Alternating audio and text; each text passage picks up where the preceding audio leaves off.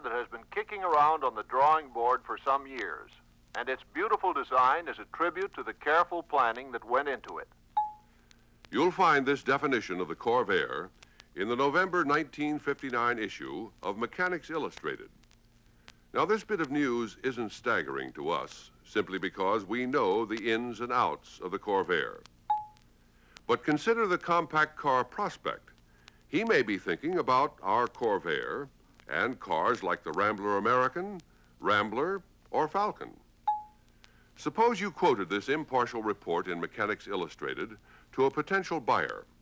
Well, chances are that you wouldn't make a sale just by repeating those printed words. But your chances would be much better if you brought out the full meaning of the words beautiful design and careful planning. You can begin by telling your prospects that the Corvair is specifically designed to be a modern compact car. That's why it has the engine in the rear. It has features and advantages not possible in any compact car with the engine in the front. It is trim and carefully proportioned. The Rambler American, Rambler, and Falcon are examples of cut-down front-engine cars. They have nothing really new or different. In fact, the Rambler American is an old-style car. It's way out of date. Actually, it began life as the Nash Rambler back in the early 50s, with only some facelifting since then. The Rambler 6 is not even considered a compact car by the second-largest auto insurance company in the United States. This company reduced rates by 10% on compact cars, including the Corvair, but Ramblers are not eligible. It is said that the Falcon was rushed to the market in order to compete with the Corvair. That's one reason why its styling is so conventional. We all know that styling is a personal opinion, but many people say the Falcon looks out of proportion. We all know that compact cars are designed primarily for shopping and short-run trips. And because of careful planning, only the Corvair offers the convenience of a front-loading luggage compartment. You can load and unload easily and safely from the sidewalk, out of the way of traffic. And only the Corvair has the handy interior stowage area, including a fold-down rear seat as standard equipment for greatly increased luggage capacity. The Corvair's exclusive aircraft-type heater means heat in just 30 seconds. The Falcon water-type heater takes much longer to heat the car and to defrost the windshield and windows. The same is true of the Rambler and the Rambler American. And the Corvair heater will put out as much heat at idle as at high speeds. The Rambler and Falcon heaters are much less effective at idle. Well, this is the way to take advantage of a quote to sell the Corvair's beautiful design and careful planning. And there are other good words about the Corvair. Here's the sum up of the Corvair in Car Life for November 1959. Corvair handles better, steers more easily, responds much more quickly, and holds the road more securely than any stock four-door sedan ever made in the United States. And that's a lot of praise for the Corvair. That's a lot of Corvair sell for you, too, if you get down to specifics and show your prospects the reasons why the Corvair goes the Rambler American, Rambler, and Falcon all one better in steering, maneuverability, and stability. So point out the benefits of the Corvair's lightly loaded front tires. The front tires carry only 40% of the Corvair's weight. That's why the Corvair excels in steering. Front-engine compact cars have heavily loaded front tires, putting more demands on the steering system. Then talk about the Corvair's easy steering, because ball bearings greatly reduce friction in the steering gear. Stress that the Rambler American has the old-fashioned worm and roller steering gear with its hard turning characteristics. Follow up with the Corvair's fast 23.5-to-1 steering ratio means top maneuverability when you need it, as in traffic. The Falcon uses a slow 27-to-1 steering ratio because of its heavy front end. Make sure your compact car-minded prospects know that only the Corvair has low-profile 650 by 13 tires as original equipment. These advanced tires have a lower, wider air-based chamber for more solid footing and stability, and better cushioning of road shocks. Both the American and Rambler use old-fashioned 15-inch wheels. What's more, the American has narrow-section 590 tires, and the Rambler uses 640 tires. Larger tires cost extra on Americans and Ramblers. The Falcon has narrow-section 600 by 13 tires, so the Falcon, the Rambler, and the Rambler American all have less tire surface on the road, with the accompanying loss of traction and handling safety so vital for safer driving. Here's another way the Corvair gets more stability. The Corvair's 5.5-inch wheel rims are 1 inch wider than those on the Rambler, and 1.5 inches wider than the Americans and the Falcons. Sure, you'll be getting closer to the sale if you emphasize the features that give Corvair better steering, maneuverability, and stability. Now, you know that many compact car-minded buyers are safety conscious. So let these prospects know what independent automotive experts say about the Corvair's safety. The vision is excellent. The Corvair has the best protected gas tank. The Corvair doesn't pitch when you hit the brakes. Tell them the braking story, that the Corvair has nearly equalized braking. There's real four-wheel traction for safer stopping. With front-engine compact cars, up to 70% of the car's weight is on the front wheels in a sudden stop, reducing steering control considerably. The lightly loaded rear tires lose the traction so necessary for safe, sure braking. And the Corvair has anti-dive control for straight heads-up stops. The American and Rambler have no provision for brake dip control, a feature which is needed most on front-engine compact cars. American and Rambler drivers and passengers can be thrown forward when the driver has to stop suddenly. The Corvair's bonded linings have 6% more effective brake lining area than the Falcon for safer stopping and longer brake life. The Falcon's riveted linings must be replaced once the linings wear down to the rivet heads. And rivets can also score the Falcon brake drums. If a prospect asks about the Corvair's gas tank, stress that it's recessed up into the underbody and protected by the front luggage compartment bulkhead and the front suspension crossmember. This means protection against damage in case of either front or rear collisions. Here's what could happen in a Falcon in case of accidental damage to its exposed rubber filler pipe connection inside the trunk. Sell the safety of the Corvair's Unistrut Body by Fisher. It's completely welded, and two rigid steel roof bows assure impact protection. The Falcon, which claims a fully unitized body, has bolted-on front fenders. In addition, the Falcon's original design did not include roof bows. As we all know, the Corvair has dual headlights, but the Falcon, American, and Rambler Deluxe 6 have outdated single headlights. And speaking of better visibility, electric windshield wipers, standard equipment, assure steady wiping speeds for clearer Corvair windshields. But Americans, Ramblers, and Falcons have vacuum-operated windshield wipers as standard equipment. They can slow down under certain critical driving conditions. Electric wipers are not available on Americans and Ramblers. And electric wipers cost $10 extra on Falcons. The Corvair has safety plate glass in every window for clear, sharp viewing. Americans, Ramblers, and Falcons have safety sheet glass in side windows. Here's something else to stress about visibility. The Corvair has a bigger windshield and rear window than the American. What's more, the Corvair has 648 square inches more total glass area than the American. Now, we may hesitate to sell such small items as the Corvair's two turn signal indicators for both right and left-hand turns, but the Falcon has one turn signal indicator on the instrument panel. A lot of people could get confused and not know which direction they are signaling for.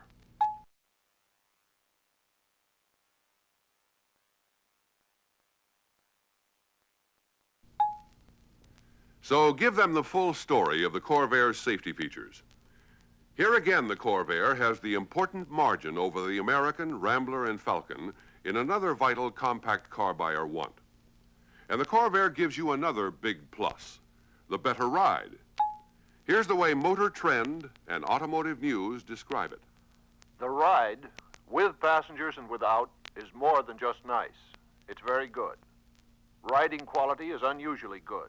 The feeling is one of solidity and glued to the roadness. Yet the car gives a soft ride that's mighty stable. And the Corvair's good ride is the result of many things. There's ample room in a quiet, solid body that's supported by the exclusive Quadraflex suspension, which provides deep, soft coil springs on every Corvair wheel for true comfort, whatever the road surface. The American and Falcon have old-fashioned leaf springs in the rear, which, compared to coil springs, have a very short life cycle. As we all know, the Corvair's swing-type rear axle means that each rear wheel cushions road shocks independently. But road shocks on one rear wheel of the American, Rambler, and Falcon are transferred through the one-piece rear axle to the other wheel, to the car, and to the passengers. Here's the revolutionary comfort feature. The Corvair's virtually flat floor. The man in the middle doesn't have to push his knees up to his chin. Contrast this to the Falcon, American, and Rambler with their drive shaft tunnels, which are up to 6 inches high and over 10 inches wide. The Corvair, Rambler, and Falcon are comparable in interior dimensions, but not the American, which is a small car on a 100-inch wheelbase. When you compare four-door sedans, the Corvair has 2½ inches more front shoulder room than the American, almost 4 inches more rear shoulder room, and over 12 inches more rear hip room.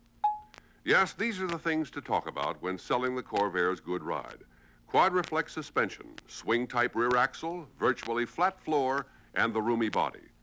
But there are still more advantages to sell, and they're summarized by Sports Illustrated for October 12, 1959. The acknowledged advantage of a rear engine is that its power is directly transmitted to the wheels with greater efficiency. And the Corvair's greater efficiency shows up on the road in outstanding performance. One of the big reasons is the extra weight on the rear wheels. Because of this extra weight, the Corvair has better traction than the American, Rambler, and Falcon. When talking to Falcon-minded prospects, stress the Corvair's 3.55 to 1 standard rear axle ratio. Compare it with the Falcon's standard 3.10 to 1. The Corvair's higher ratio means more push at the rear wheels where it's needed for high performance. Try this test. Idle both the Corvair and Falcon down in high gear. Then step on the gas. The Corvair picks up speed smoothly. The Falcon will jerk and lug along, maybe even stall. This lugging puts a lot of strain on pinions and gears in the rear axle, as well as vital parts of the engine. Proving ground tests with cars equipped with manual transmissions show that the Corvair is over 19% faster than the Falcon when accelerating from 20 to 60 miles per hour.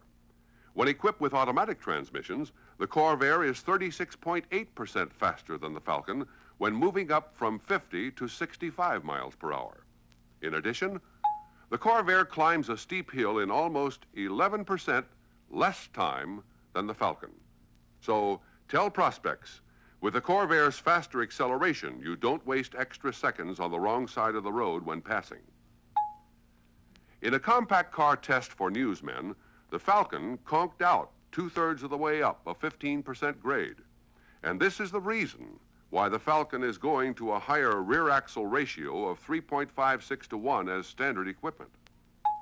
Well, the Corvair has it in get up and go, but performance takes in other aspects.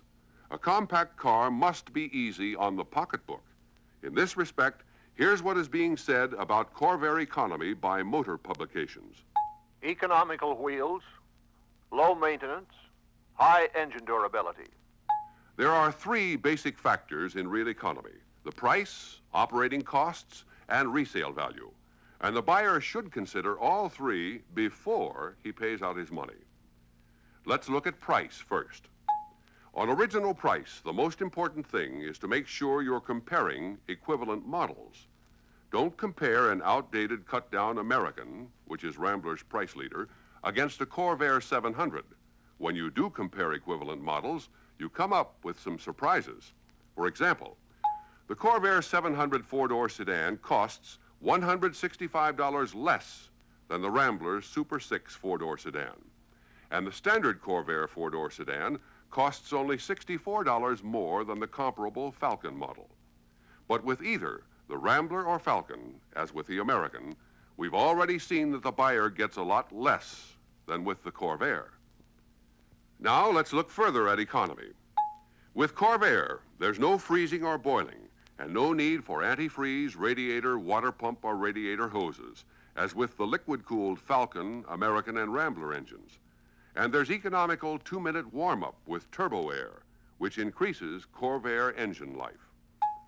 The Corvair's muffler has longer life because it's located near the engine, where engine heat keeps it hot enough to prevent condensation.